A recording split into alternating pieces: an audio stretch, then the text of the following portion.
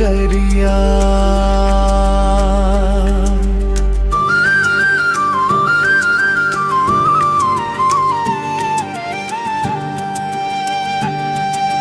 माया के डगरिया मां तोर संग चलना है। दिल के हर एक धड़कन मां तोर नाव बसना है।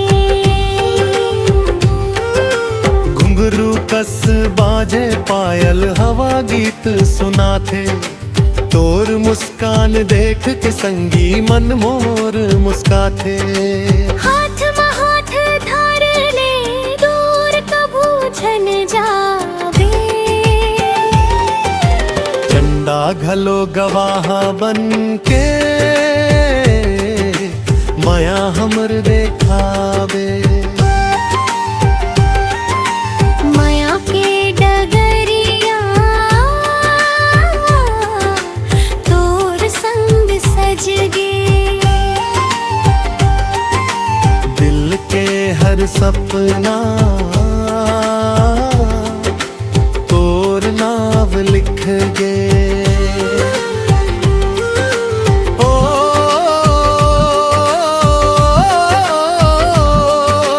आजा रे संगी। ओ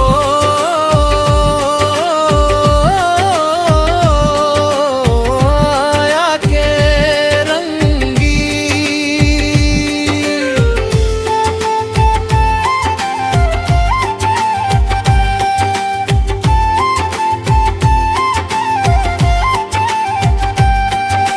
महुआ के छैया तले दूझन गोटी आवो। नदिया के लहर संग माया के गीत गाबो। रात के चांदनी मां तोर सुरता जागे। तोर संग बिताए हर पल लीला भागे। ओ माया मर रहे दिल तोर कहे। माया के डगरिया कभू नहीं छूटे। तोर संग मोर सपना हर दिन नवा फूटे। तोर हंसी के उजियारा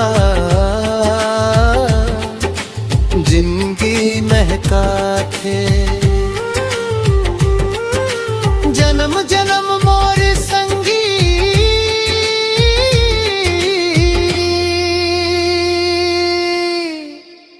दिल तोला चाहते। चंदा रहे